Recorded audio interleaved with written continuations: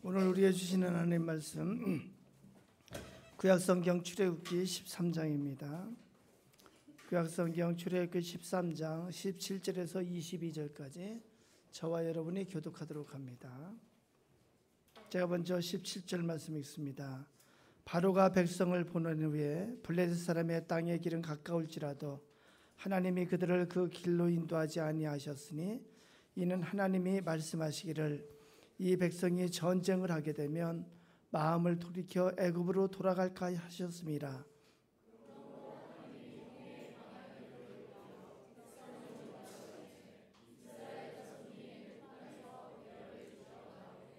모세가 요셉의 유고를 가졌으니 이는 요셉이 이스라엘 자손으로 단단히 맹세하게 하여 이르기를 하나님이 반드시 너희를 찾아오시리니 너희는 내 유고를 여기서 가지고 나가라 하였음이더라.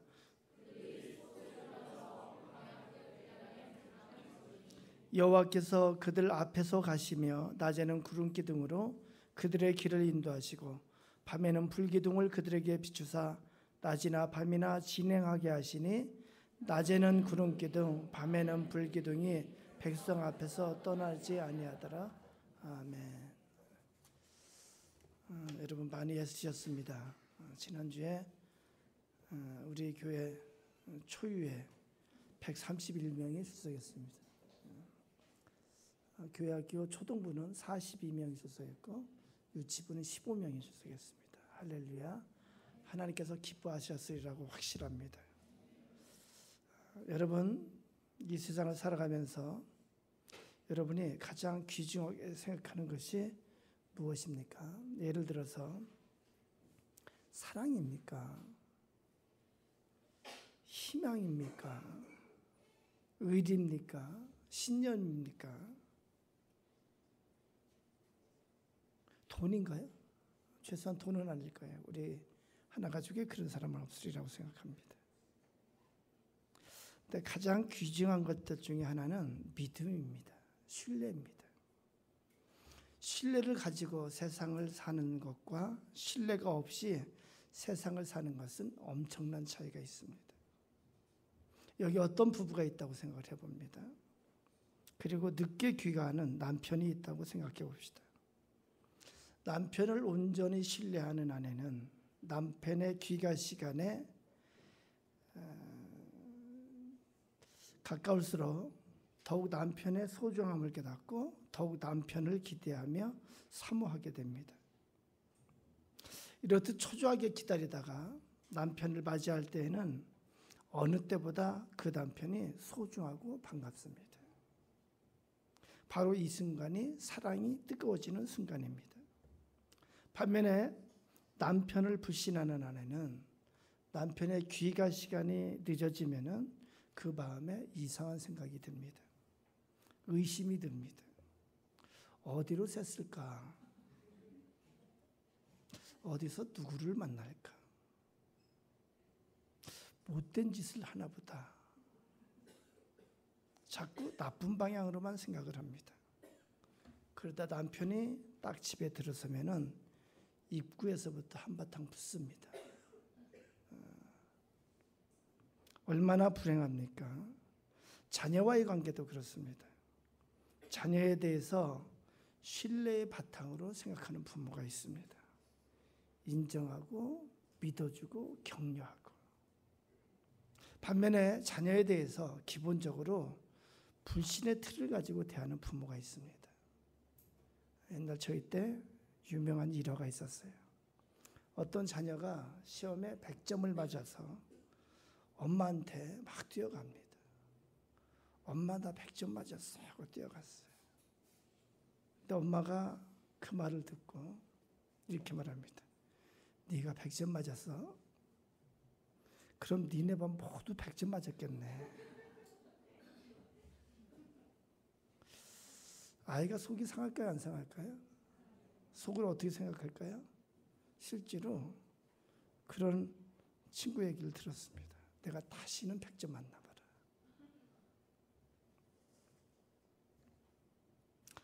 자녀가 장성하면서 부모가 자기를 불신하는 거 알까요? 모를까요? 압니다. 그것이 자녀를 얼마나 힘들게 할까요? 이런 자녀는 크면서 어떤 생각을 할까요? 내가 다시는 부모에게 잘하나 보자. 그래서 장성에서 원수를 갚으려 합니다. 힘을 가지게 되면은 부모에 대해서 원수를 갚으려고 그래요. 그래서 자녀를 양육할 때는 속더라도 다 알잖아요. 속더라도 그저 속아주는 거예요. 속더라도 믿어주는 모습을 보일 때 우리도 다 그랬잖아요. 그때 자녀가 잘 양육될 수 있습니다. 그렇습니다. 전적으로 서로를 신뢰하며 사는 가정이라면은 가난하건 부유하건 병들었던 건강하건 서로 신뢰하는 그 자체로 행복할 수 있습니다. 그러나 남보기에는 의리의리하게 잘 사는 것 같고 좋아 보여도 서로 불신하고 산다면은 결코 행복할 수 없습니다. 참으로 불행한 일입니다. 가족 간에 불신으로 꽉 차 있으면 그 가정은 지옥이 되는 거예요. 간혹 우리는 우리 가정을 돌아봐야 됩니다. 여러분 가정은 어떻습니까? 불신의 관계인지 신뢰의 관계인지 판단하는 법이 있어요. 불신의 관계는 거기서 나오는 것이 서로 불평하고 원망이 가득합니다. 이런 가정은 틀림없이 불행합니다. 신뢰의 관계에 있는 가정은 서로 감사가 있습니다. 이런 가정은 틀림없이 행복합니다. 우리는 주위에서 똑똑하다는 사람들을 보게 됩니다. 그런데 알아야 할 것은 똑똑하다는 것과 의심한다는 것은 다르다는 것입니다. 무슨 얘기냐면은 대체로 보면은 스스로 똑똑하다는 사람은 의심하기를 좋아합니다. 그래서 의심하는 것을 똑똑한 걸로 착각한다는 거예요. 내가 속을 줄 아냐. 그러면서 항상 방비하고 긴장을 합니다. 이것이 겉보기에 똑똑해 보여도 사실은 헛똑똑한 거예요. 만사를 불신하고 의심하는 사람은 생각이 조금 모자란 사람입니다. 결국은 자신이 불행하다는 것을 생각 못해요. 그리고 남까지 괴롭힌다는 것을 생각을 못합니다. 그런가 하면 속아도 그냥 묻어두는 사람이 있습니다. 그래서 좀 어리석어 보이게 하자는 사람이 있습니다. 이 사람이 행복한 사람이에요. 이 사람이 좋은 사람이에요. 옆 사람 한번 볼까요? 옆 사람 한번 살펴봐요. 그리고 자신을 한번 봐요. 나는 어떤가? 우리는 믿는 만큼 행복할 수 있고 믿는 만큼 평안할 수 있습니다. 원망과 불평으로 가득할 수밖에 없는 현실을 살아가면서도 믿음이 있는 사람은 그래서 평안할 수 있고 감사할 수 있습니다. 반면에 행복할 수 있는 여건을 다 갖추고 살아가면서도 믿음이 없는 사람은 늘 원망과 불평에 차 있습니다. 이것이 불행한 사람입니다. 불신이라든가 의심이라든가 불평이라든가 원망은요, 그 상황 때문에 되어지는 것이 아니에요. 그것은요, 습관이에요. 그 사람의 본품의 특성에서 그렇게 나오는 거예요. 이런 사람은 행복한 사람이 없습니다. 아까 우리가 찬양했지만 이런 사람은 결코 기쁨이 충만할 수가 없습니다. 불평과 원망은 성경에서 죄악이라고 말합니다. 큰 죄악이라고 말합니다. 왜 죄악인지 오늘 우리 본문의 말씀을 가지고 한번 살펴봤으면 좋겠습니다. 오늘 본문에 보면은 이스라엘 백성이 출애굽을 합니다. 애굽은 이집트의 한자가 애굽이에요. 그래서 이집트를 하는 거예요. 영어로는 엑소더스라고 말합니다. 출애굽을 해서 가나안을 향하여 출발합니다. 오늘 성경의 본문의 이 사건은 대략 BC 1500년경, 지금부터 3500년 전쯤에 있었던 사건입니다. 그동안 이스라엘 백성은 이집트에서 430년 동안 노예 생활을 했습니다. 우리가 성경에서 창세기가 끝나고 출애굽기가 시작되는 이 기간이 한 430년 정도가 됩니다. 이 430년이라는 시간은 참으로 중요합니다.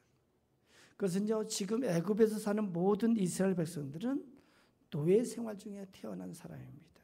430년을 세대로 이제 그 대로 따지면은 최소 7, 8대는 되지 않을까요? 대략 한 10대는 되지 않을까 싶습니다. 그래서 이들은 노예로서 태어났고 노예로서 성장했고 노예 생활에 길들여진 사람들입니다. 스스로 자유인이 되리라고는 상상조차 못한 사람들입니다. 스스로 구출되어서 독립할 수 있으리라고는 상상조차 할 수 없는 사람들입니다. 그런 가운데 하나님께서는 하나님의 사람 모세를 세워서 이 백성을 구원케 하십니다.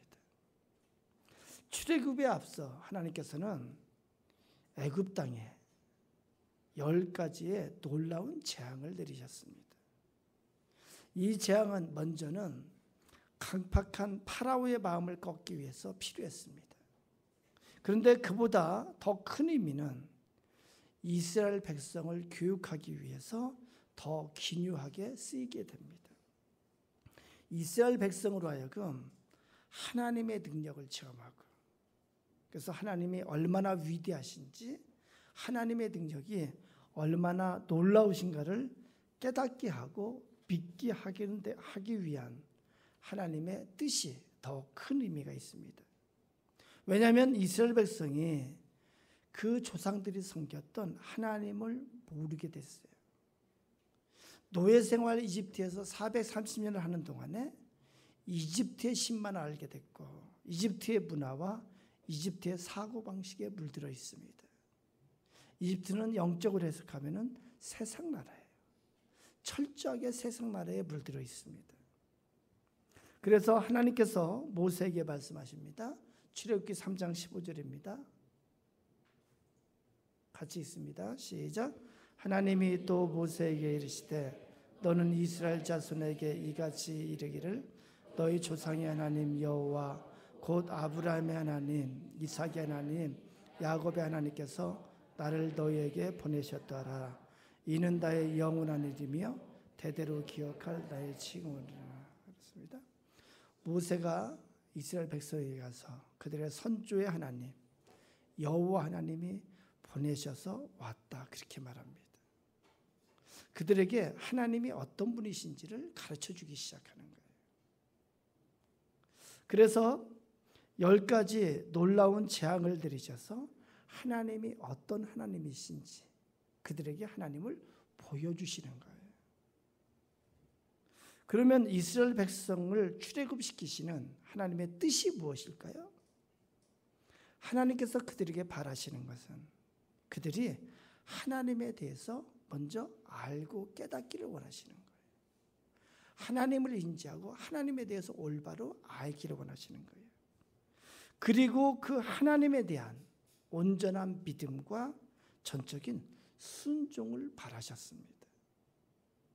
오직 여호와 하나님을 전적으로 믿고 감사하고 순종하고 의지하는 백성이 되기를 원하셨어요.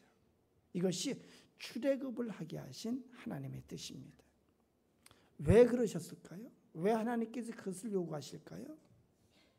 그것은요, 이제 이스라엘 백성은 하나님이 이끌고 가나안 땅에 들어가야 돼요. 가나안에 가서 살아야 돼요.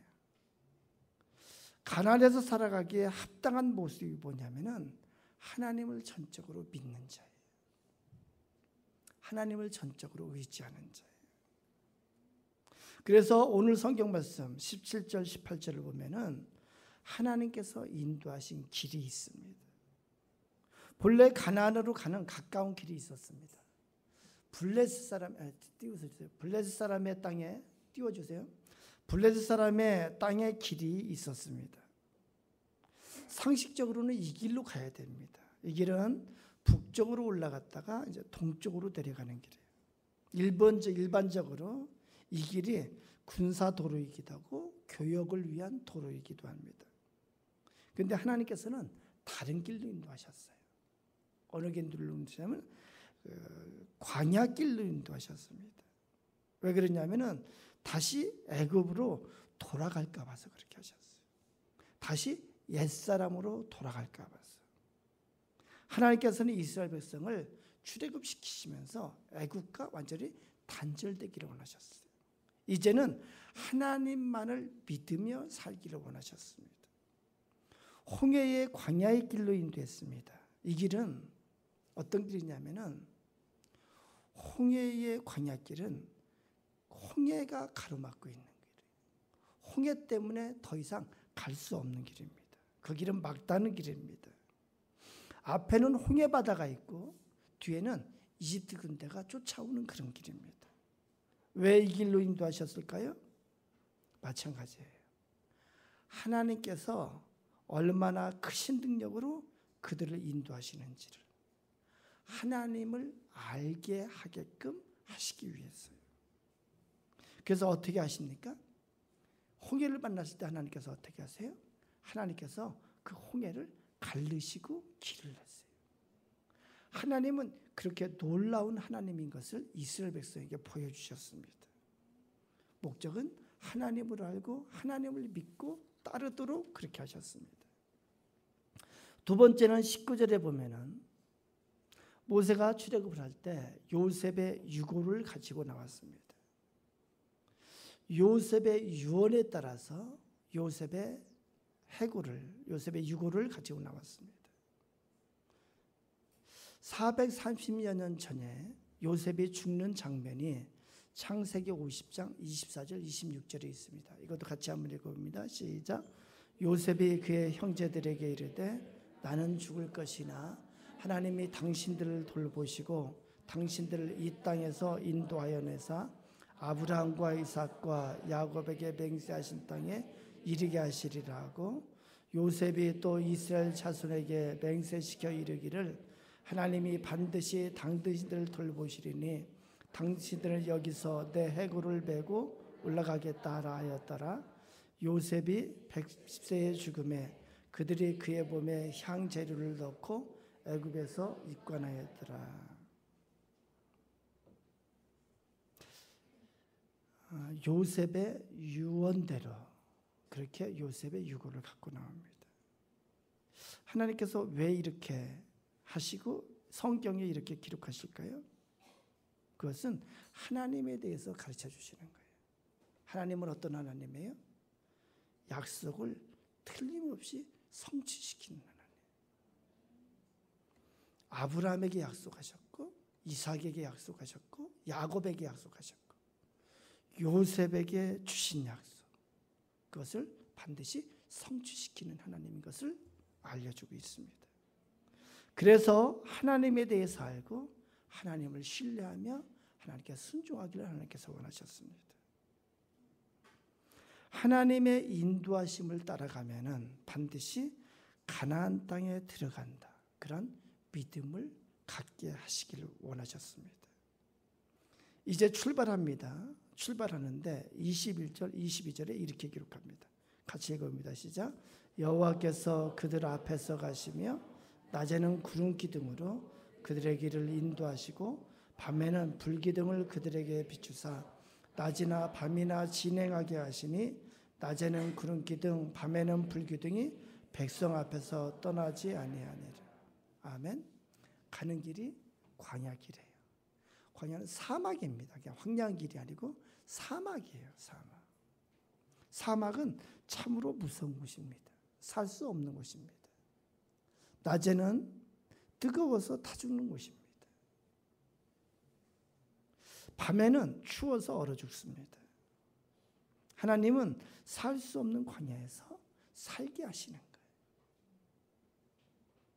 낮에는 거대한 구름 기둥이 뜨거운 사막에 큰 그늘을 만들어줍니다. 사막은 건조하기 때문에 그늘에 들어가면 견딜 수 있습니다. 밤에는 거대한 불기둥이 솟습니다. 이것을 통해서 추위를 이길 수 있게 해주십니다. 이 구름 기둥과 불 기둥에 담긴 의미는 이렇습니다. 하나님께서는 가나안으로 가는 여정에 함께 하신다는 증거로 구름 기둥과 불 기둥을 주셨습니다. 이스라엘 백성은 애굽에서의 오랜 노예 생활로 노예 근성에 젖어 있는 사람들입니다. 하나님에 대해 알지도 못하고 믿지도 않습니다. 하나님의 언약 백성이라고는 하지만 선민 백성으로서 자격은 하나도 없습니다. 그러나 하나님께서는 그들을 사랑하시는 것을 이 구름 기둥과 불 기둥으로 보여주십니다. 아브라함을 사랑하셨고 이삭을 사랑하셨고 야곱을 사랑하셨습니다. 이제는 그 후손까지도 사랑하신다는 그 사랑의 증거가 바로 구름 기둥과 불 기둥이기도 합니다.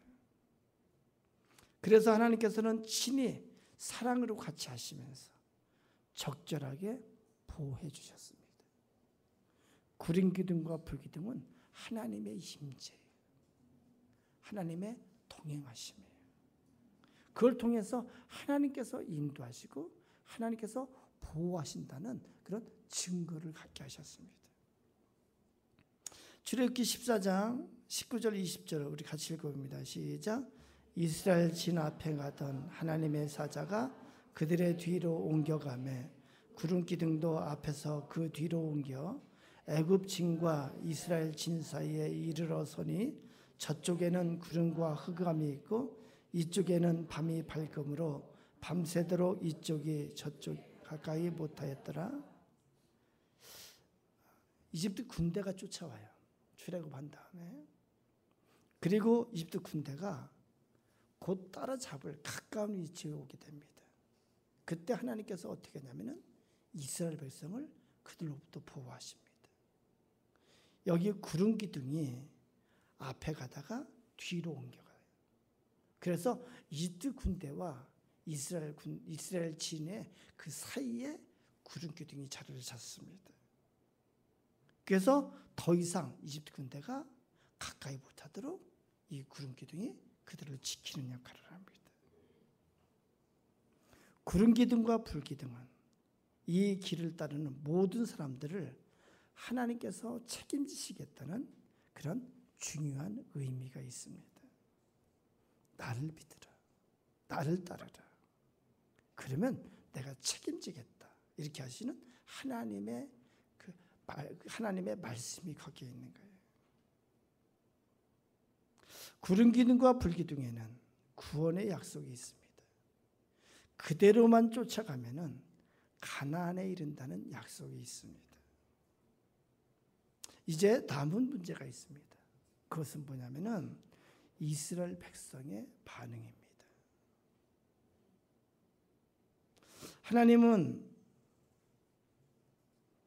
하나님이 어떠신지 하나님에 대해 충분히 보여줬습니다. 충분히 알게 했습니다. 하나님의 위대하심, 하나님의 크심을 충분히 보여줬습니다. 이집트에서 10가지 재앙을 통해서 보여주셨어요. 홍해 앞에서 홍해를 가르면서 보여주셨어요. 이제는 구름 기둥과 불 기둥을 통해서 보여주셨습니다. 하나님의 뜻이 뭐라고요? 하나님에 대해서 알고 하나님에 대해서 깨닫기를 원하셨습니다. 그리고 하나님에 대한 온전한 믿음과 전적인 순종을 하나님께서 바라셨습니다. 이제 이스라엘 백성이 과연 얼마나 하나님을 믿고 하나님을 따랐느냐 하는 것입니다. 얼마나 전적으로 믿었느냐, 이것이 중요합니다. 왜 이것이 중요하다고요? 이것이 가나안의 자격이기 때문에 그렇습니다. 가나안에 합당한 모습이기 때문에 그렇습니다. 온전히 믿고 따르면 아무 걱정이 없습니다. 하나님이 보여주신 그대로 하나님을 알고 하나님을 믿고 따르면 아무 문제가 없어요. 지금까지 해주신 것을 보면은 앞으로 식량이 없으면 식량을 주실까요? 안 주실까요? 주십니다. 물이 없으면 물을 주실까요? 안 주실까요? 주십니다. 전쟁이 나면 하나님께서 책임져 주실까요? 안 주실까요? 책임져 주십니다. 그러니 따라만 가면 되는 것입니다. 전적으로 믿고 따라가기만 하면 되는 것입니다. 믿음의 모습은 어떻게 나타날까요? 본래는 노예의 본성이 뭐라고요? 불신이고 의심입니다. 거기서 나오는 것이 불평과 원망이고, 그래서 돌아가려 하는 것입니다.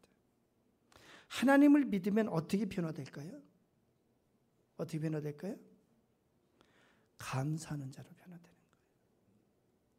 하나님을 찬양하는 자로 변화되는 거예요. 끝까지 하나님을 의지하며 따라가는 자로 변화가 되는 거예요. 그러나 이스라엘 백성은 그렇게 하지를 못했습니다. 이스라엘 백성에게는 회개가 없었습니다. 변화가 없었습니다. 노예의 본성을 끝까지 버리지 못했습니다. 이스라엘 백성이 이 가나안을 가는 길에서 지은 가장 큰 죄가 뭐냐면은 원망과 불평의 죄입니다. 이것이 불신앙의 죄입니다. 도대체 이 원망과 불평은 어디에서 비롯됐을까요? 그 뿌리는 불신앙에서 비롯되는 거예요. 우리 안에 있는 죄의 뿌리 중에 이 불신의 뿌리, 의심의 뿌리. 그들은 구름 기둥 밑에서도 원망했고 불기둥 밑에서도 원망했습니다. 만나를 먹으면서도 원망했습니다. 반석에서 나온 물을 마시면서도 원망했습니다. 그들의 앞에 모세가 있는데도 모세를 대적하고 원망했습니다. 하나님께서 그들에 대해서 뭐라고 하는지 우리 민수기 14장 26절에서 30절을 읽어봅니다. 시작. 여호와께서 모세와 아론에게 말씀하여 이르시되 나를 원망하는 이 악한 회중에게 내가 어느 때까지 참으랴. 이스라엘 자손이 나를 향하여 원망하는 바 그 원망하는 말을 내가 들었노라. 그들에게 이르기를 여호와의 말씀에 내 삶을 두고 맹세하노라. 너의 말이 내 귀에 들린 대로 내가 너희에게 행하리니 너희 시체가 이 광야에 엎드러질 것이라. 너희 중에서 20세 이상으로 계수된 자 곧 나를 원망한 자 전부가 여분네의 아들 갈렙과 눈의 아들 여호수아 외에는 내게 맹세하여 너희에게 살게 하리라 한 땅에 결단코 들어가지 못하리라. 하나님께서 뭐라고 말씀하세요? 원망하는 이 악한 회중이라고 말합니다. 그 원망하는 죄 때문에 그들은 광야에서 엎드러질 것이라고 이렇게 말합니다. 그들은 결코 가나안 땅에 들어가지 못하리라 말씀합니다. 사랑하는 여러분, 구약의 이스라엘 민족에 대해서 우리가 지금 살펴보고 있습니다. 왜 살펴볼까요? 구약의 이스라엘 민족이 신약에서는 어떤 자들인가요? 구약의 이스라엘 민족이 신약에서는 바로 교회입니다. 그래서 신약에서는 교회를 향해서 새 이스라엘이라고 이렇게 말합니다. 교회는 성도들의 모임입니다. 부름받은 백성들의 모임입니다. 언약 백성들입니다. 교회는 천국을 약속받은 자의 모임입니다. 그래서 우리에게 성경에 구약 성경이 있는 거예요. 이스라엘 백성을 통해서 하나님은 교회된 우리에게 말씀하시기 때문에 그렇습니다. 우리에게 예수님께서 어떤 언약을 주셨는지 요한복음 3장 16절에 이렇게 기록합니다. 하나님이 세상을 이처럼 사랑하사 독생자를 주셨으니 이는 그를 믿는 자마다 멸망하지 않고 영생을 얻게 하려 하심이라. 예수 그리스도를 믿는 자마다 영생을 얻게 하려 하심이라. 예수 그리스도를 믿는 자마다 천국의 백성이 되리라 분명하게 약속합니다. 요한복음 11장 25절 26절에 예수님께서 친히 말씀합니다. 예수께서 이르시되 나는 부활이요 생명이니 나를 믿는 자는 죽어도 살겠고 무릇 살아서 나를 믿는 자는 영원히 죽지 아니하리니 이것을 네가 믿느냐.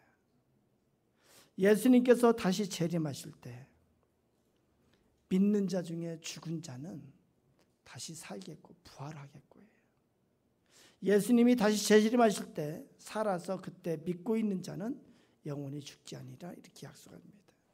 이것이 우리에게 주신 언약입니다. 이스라엘 백성의 광야 40년은 하나님의 기다리심의 시간입니다.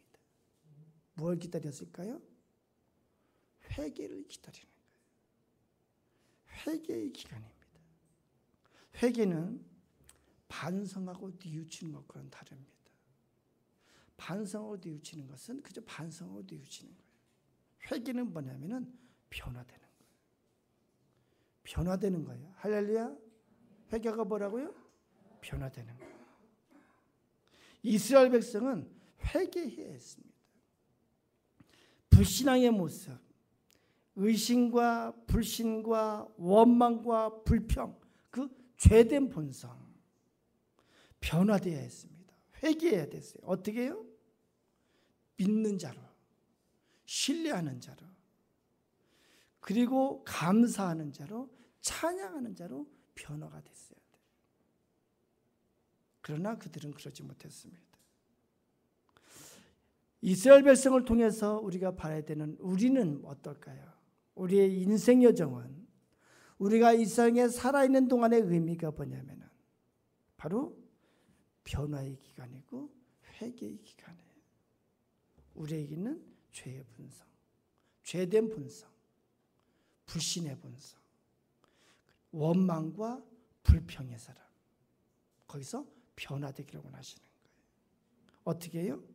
믿음의 사람으로, 신뢰하는 자로, 감사하는 자로 변화되기를 원하시는 거예요. 우리 한번 생각해 볼까요? 이런 생각을 해봅니다. 여러분, 이 땅에서 항상 원망과 불평의 사람, 이 땅에서 불신과 의심의 사람이 천국 가면 저절로 바뀔까요? 안 바뀔까요? 에? 에? 좀 얘기 좀 해봐요. 대부분이 이렇게 하는데 저도 그렇게 생각해요.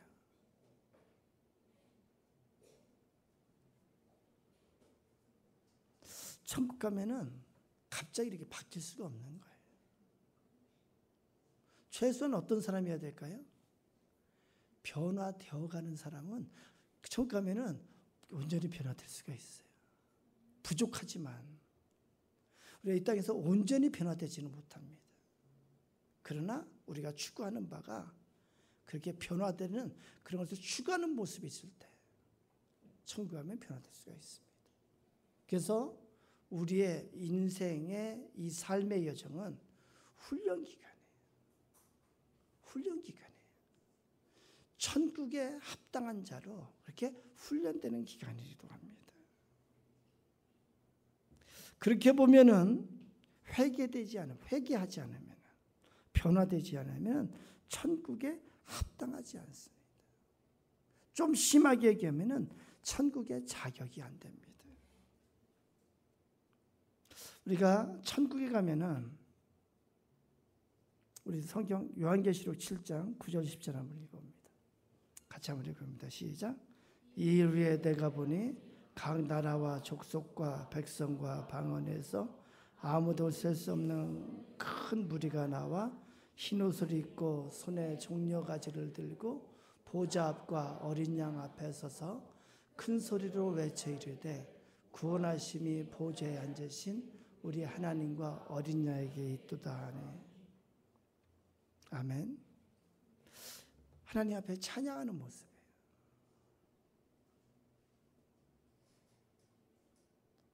구원하심이 보좌에 앉으신 우리 하나님과 어린 양에게 있도다. 여러분, 이렇게 한번 생각해 볼까요? 구원이 어떤 건지도 모르고 보좌에 앉으신 하나님도 모르고 나의 죄를 위해서 십자가에 죽으신 어린 양에 대해서도 모르고 구원에 대한 감격이 없는 자가, 구원에 대한 감사가 없는 자가 천국에 가서 하나님의 영광 앞에서 그 영광 가운데 참여할 수 있을까요? 없을까요? 없을 거예요. 이 땅에 사는 동안에 구원의 기쁨이 없는 자가, 예수 그리스도로 말미암아 그 기쁨이 없는 자가 천국에 가서 그 예수 그리스도의 그 영광스러운 그 자리에 참석해서 같이 기쁨을 나눌 수가 없을 거예요. 바꿔 말하면은 이 땅에 살며 믿음이 없이 불평과 원망 가운데서 사는 자가 천국 가서 살기가 아주 불편할 거예요. 아주 불편할 거예요. 그렇죠. 그것은 합당하지 않은 모습이라고 볼 수가 있습니다. 가나안 가는 길은, 광야 40년은 가나안에 합당한 자로 변화되는 기간입니다. 그리스도인의 인생 여정은 천국에 합당한 자로 준비되는 기간입니다. 그 기간의 준비가 잘 되었을 때 천국에서 큰 기쁨이 넘칠 거라고 믿습니다. 제가 어제 TV를 돌리다가 영화를 한 편 봤어요. 근데 중간에 이렇게 봤는데 영화가 괜찮은 것 같아서 끝에까지 봤습니다. 영화 제목이 뭐냐면은 휴고라는 영화예요. 아카데미상도 받고 유명한 건데 저는 처음 봤습니다. 휴고라는 소년이 주인공인데 아버지가 돌아가시고 혼자 됐습니다. 근데 이 소년에게 기계를 이렇게 만지고 고치는 재주가 있어요.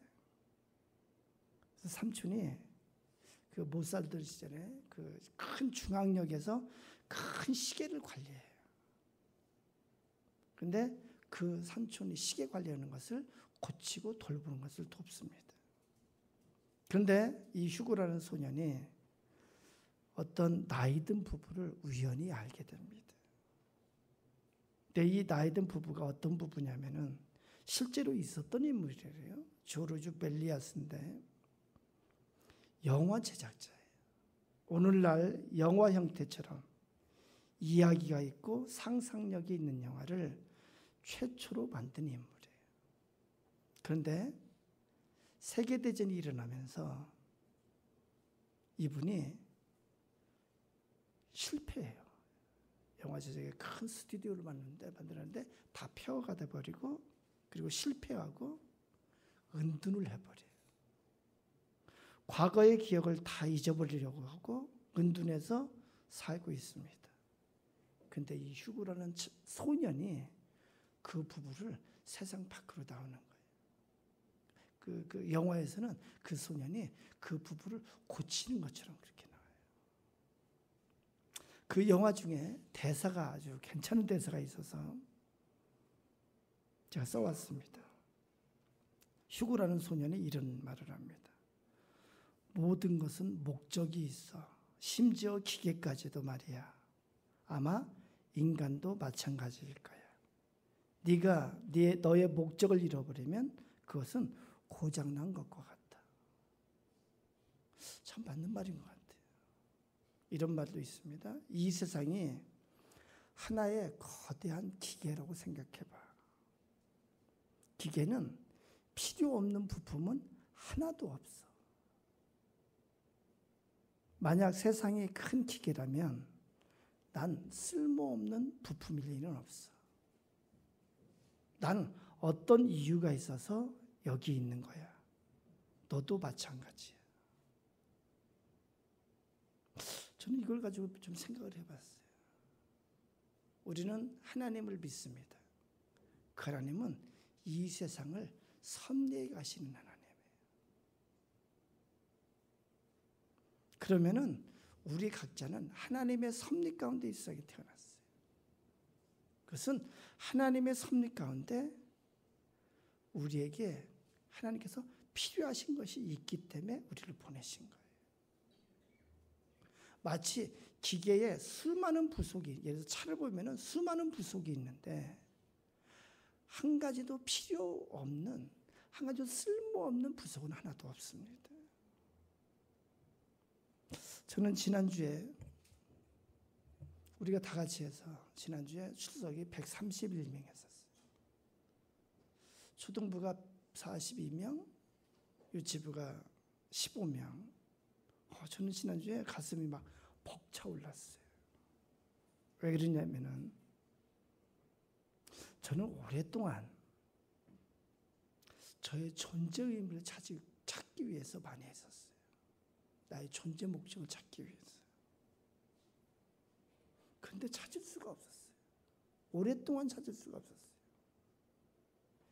직장 생활하면서 돈을 벌고 그리고 가정을 이루고 해서도 참된 존재 의미를 찾을 수가 없었어요. 그러다가 하나님 안에서 내가 발견되고 나서 비로소 나의 존재 목적을 찾았습니다. 그것은 뭐냐면은 하나님의 섭리 가운데서 하나님께서 나를 통해서 구원받을 자가 있다는 것을 깨닫게 해주셨어요. 나를 통해서 그 누군가 구원받을 자가 있다는 것을 깨닫게 해주셨어요. 나를 통해서 하나님께서 하시고자 하시는 섭리가 있다는 것을 깨닫게 했어요. 그리고 나서는 나의 존재 목적을 올바로 알게 됐습니다. 저는 그렇게 생각합니다.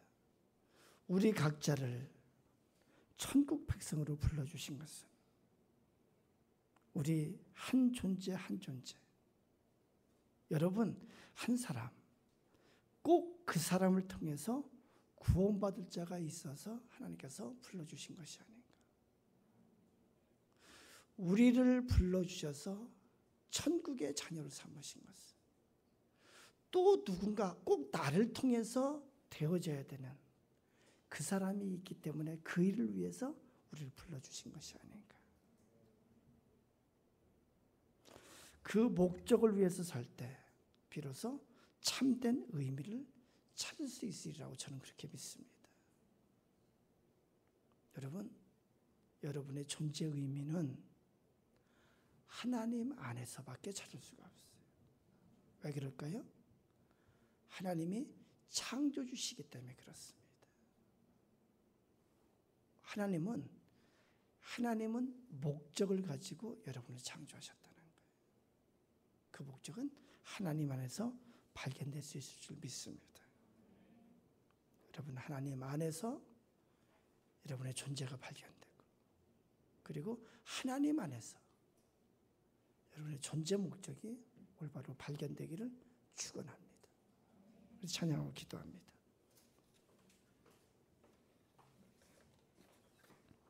우리 내는 주의 영광을 보내 찬양합니다.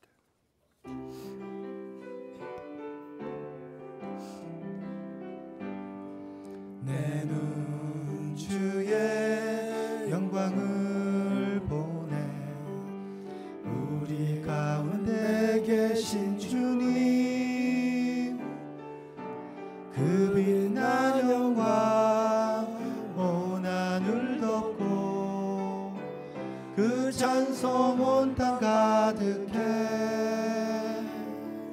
내는 주의 영광을 보내 찬송 가운데 서신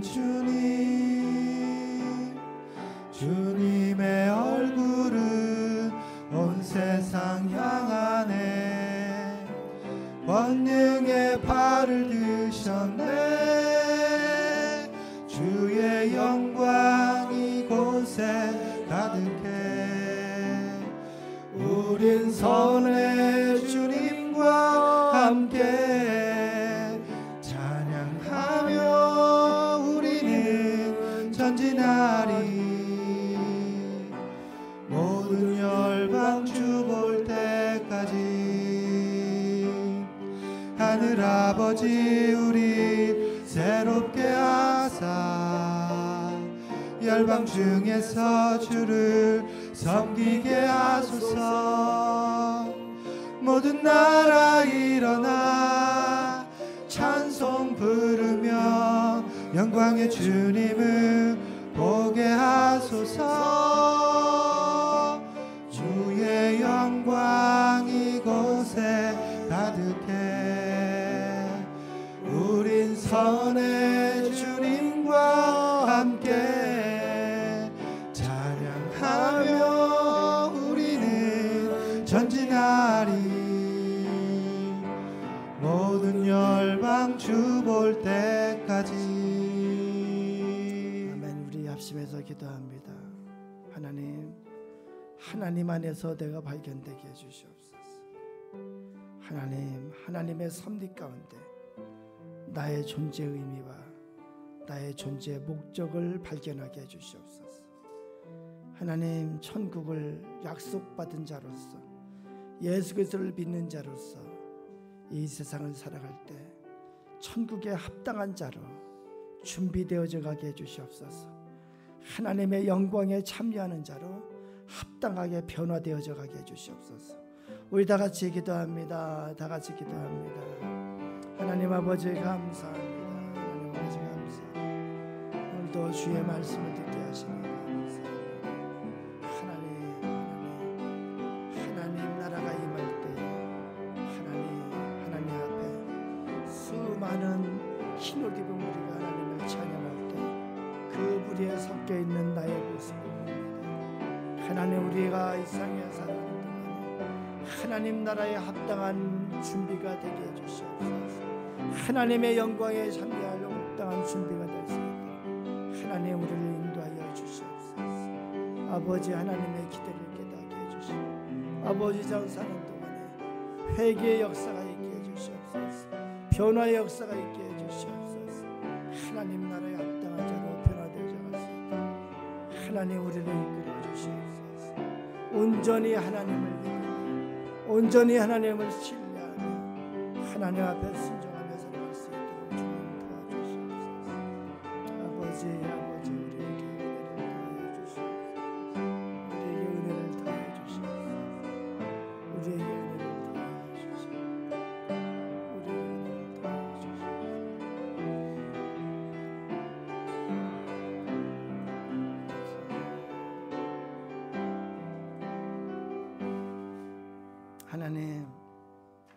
하나님의 섭리 가운데 우리 각자를 이 땅에 보내신 것을 믿습니다. 하나님 안에서 내가 발견되게 해주시옵소서. 하나님의 섭리 가운데 나의 존재 의미를 깨닫게 해주시옵소서. 하나님의 섭리 가운데 나의 존재 목적을 깨닫게 해주시옵소서. 하나님, 우리를 불러주셔서 하나님의 자녀 삼아주셨는데 하나님 천국에 이르러서 하나님의 보좌 앞에 찬양할 수많은 흰옷 입은 무리 가운데 그 안에 우리의 얼굴이 있는 것을 주님 보게 됩니다.